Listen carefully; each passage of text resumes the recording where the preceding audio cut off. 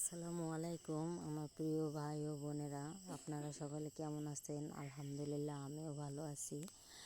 দেখেন, আজকে কি একটা রেসিপি নিয়ে চলে আসলাম। তো একে বলে পিপুলি শাক। এই শাকটার নাম হলো পিপুলি শাক।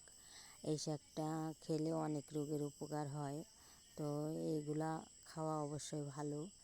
তাই আর দেখেন, সজনে পাতা আর হলো গিয়া নোনতা শাক বলে, আর ওই যে পিপুলি শাক ওই সাইডে উঠায় রাখছি আমি। এই শাক তিনটা মিলে আমি আজকে একটা দুর্দান্ত রেসিপি করব। বন্ধুরা, আপনারা আমার সাথে থাকবেন। চলেন তো দেখা যাক আজকে কি রেসিপি করি। বন্ধু, আপনারা আমার সাথে থাকবেন, আমার এই চ্যানেলটা দেখবেন। দেখেন, আমার মেয়ে কোথায় জানি যাচ্ছে। আর দর্শক, আমার প্রিয় ভাই ও বোনেরা, দেখেন আপনারা এই যে আমার চ্যানেলটা আপনারা অধিকাংশ লোক দেখেন, কিন্তু সাবস্ক্রাইব করেন না, কমেন্ট করেন না। কেন?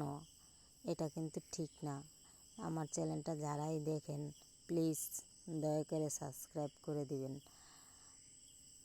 দেখেন, আর আমি নিয়েছি পটল, আর এখানে মরিচ, রসুন, পেঁয়াজ এগুলা বাটা, আর পুঁটি মাছ নিয়েছি, আর ওই শাক কেটে ধুয়ে পরিষ্কার করে নিয়েছি, আর মাছের লবণ আর হলুদ মেখে নিচ্ছি।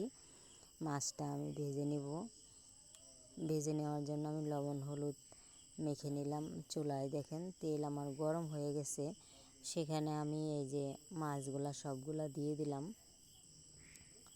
মাছগুলা ভাজি হলে তরকারি রান্না করব, এই জন্য আগে ভাজি করে ফেলতেছি। বন্ধুরা, আপনারা এই শাকগুলা খাওয়ার চেষ্টা করবেন। এই শাকগুলা কিনা পাওয়া যায়। এই শাকগুলা প্রচুর উপকার, যা বলে বোঝানো যাবে না। এই শাকগুলো অনেকেই খায় না, কিন্তু এই শাকগুলা খাওয়াটা যে কত উপকার শরীরের জন্য। বাঁচতে হলে পৃথিবীতে অনেক কিছু প্রয়োজন আছে। তো সব ভিটামিনেরই প্রয়োজন আছে, সব রোগেরই। আগের দিনের মানুষ শুনেছি যে অনেক বছর বাঁচত, কিন্তু আমরা এখন অল্প কিছুদিন বাঁচি, তারপরেই মারা যায়। অল্প কয় বছর এখন আর যুগের মানুষরা বাঁচে। বন্ধুরা, দেখেন আগের যুগের মানুষ কোনো বাছ-খিচ করতো না, কত শাক পাতা আবিজাবি দিয়ে তারা ভাত খাইতো, আর আমরা এখন তা খাইতে পারি না। কারণ আমাদের ভালো তরকারি না হলে ভাত খাওয়াটা হয়ই না। আমার বিষয়ে বলি, আমি একটু এরকম। তো দেখেন, আমি পটল ভাজি করার জন্য হলুদ আর লবণ মেখে নিচ্ছি। এইভাবে আমি পটলটা ভেজে নেব তেলে। আর এইভাবে পটল ভাজি করলে সেই টেস্ট হয় খেতে। এইভাবে পটল ভাজি করেও আপনারা একবার খেয়ে দেখবেন। যারা এখনও খাননি তারাও খেয়ে দেখবেন। আর আমি যে আজকে শাকটা রান্না করব, সেই শাকটা অবশ্যই আপনারা খাবেন রান্না করে। এই যে কোনো অনেক আছে, অনেক সময় একটা না একটা 3 পদের শাক আপনারা মিলাইতে পারলেন না, একটা দিয়েই রান্না করে খাবেন। এই সব যে কোনো একটা শাক খাবেন। আর ওই যে পিপুলি শাক দেখাইলাম আপনাদেরকে, এই পিপুলির শাকটা ওই একেবারে কচি পাতাটা নেবেন না, কারণ কচি পাতাটা নিলে তিতা লাগে। আর যদি ওই বাতি পাতাটা নেওয়া হয়, মানে একটু বেশি সবুজ টাইপের, তাহলে সেই শাকটাই তিতা লাগে না। দেখেন, আমি পটল ভাজি করে ফেলছি 2 পিঠ। তারপরে আমি পেঁয়াজ কাঁচামরিচ হালকা অল্প তেলে মানে ভেজে নিয়েছি, কারণ বেশি তেল আসলেও খাওয়াটা উচিত না। তার জন্য আমি অল্প তেলে ভেজে নিয়ে পেঁয়াজ ভাজার মধ্যে আমি আবার বেগুন ভাজাগুলো দিয়ে লাড়াচাড়ি দিয়ে নামিয়ে নিব। এই ভাজাটা খুব টেস্টি হয়। আর এই ভাজাটা আপনারা করে খাবেন আর আমাকে জানাবেন।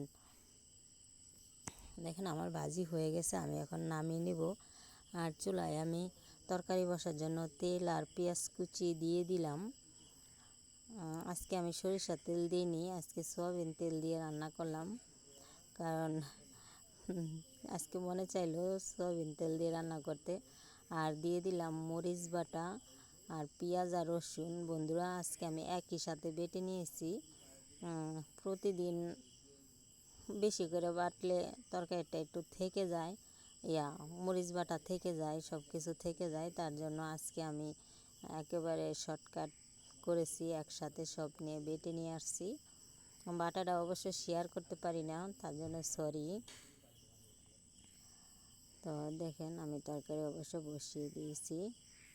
আর প্লিজ প্লিজ আমার চ্যানেলটা সাবস্ক্রাইব করবেন, আমার পাশে থাকবেন, আমাকে নতুন নতুন ভিডিও বানানোর জন্য উৎসাহ জাগাবেন। আপনারা যদি আমার পাশে না থাকেন তাহলে আমি কোনো দিন সামনের দিকে যেতে পারবো না।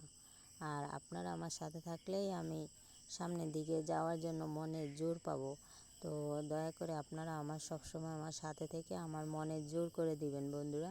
আমি যেন আপনাদের সাথে সবসময় থেকে আমি যেন সামনের দিকে এগিয়ে যেতে পারি, সেই দোয়া করবেন আপনারা, আমার পাশে থাকবেন। দেখেন আমার মশলাটা কষানো হয়ে গেছে। দেখেন বন্ধুরা, এখন আমি পানি দিয়ে দেব। পানিটা যখন ফুটে উঠবে তখন আমি শাকগুলা দিয়ে দিব, কারণ ওই শাক কষানো যায় না, তাহলে তিতা লাগে আর খেতে ভালো লাগে না। শাকে কাঁচা মরিচ দিতে হয়, তারপরেও আমি আজকে বাটা মরিচ দিয়েছি।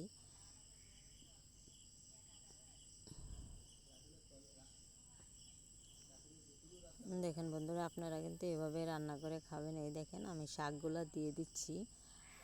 আর আমি তো গ্রামের মেয়ে, আমার কথাই অনেকটা ভুল হয়, আপনারা ভুলের দৃষ্টিতে দেখবেন না, আপনারা শুভ দৃষ্টিতে দেখবেন। এই আমার শুভ কামনা রইল আপনাদের প্রতি।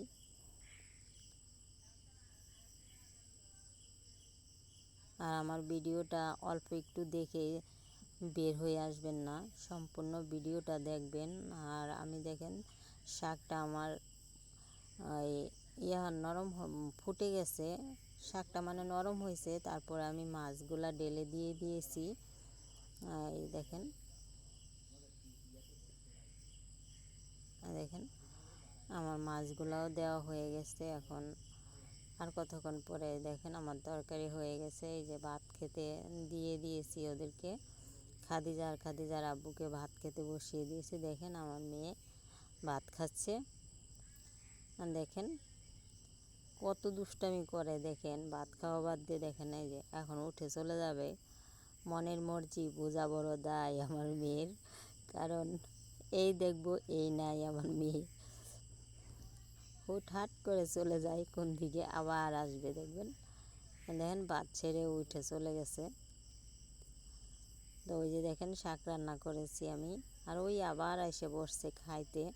তো বন্ধুরা, আপনারাও খাওয়ার জন্য দাওয়াত নেন, আমাদের বাড়িতে শাক রান্না হয়েছে, আপনারাও আসেন। আর কি বলবো বন্ধুরা, তো আমার চ্যানেলটা সাবস্ক্রাইব করবেন, লাইক করবেন, কমেন্ট করবেন, শেয়ার করবেন, বেল বাটন বাজিয়ে রাখবেন, যেন পরবর্তীতে কোনো ভিডিও দেওয়ার সাথে সাথে আপনাদের ফোনে নোটিফিকেশন চলে যায়, আপনারাও যেন আমার ভিডিও দেখতে পারেন। তো পরিবারের সবাইকে নিয়ে ভালো থাকবেন, আর আমার পাশে সব সময় থাকবেন, আমার চ্যানেলটা সাবস্ক্রাইব করবেন।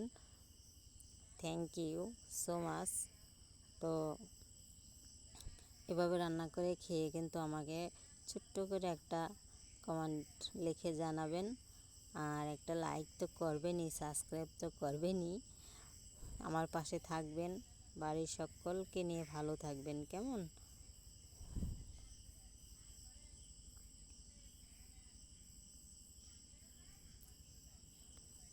বন্ধুরা, দেখেন আমার মেয়ে দেখেন এখনও ভাত খাচ্ছে। ওই যে দেখেন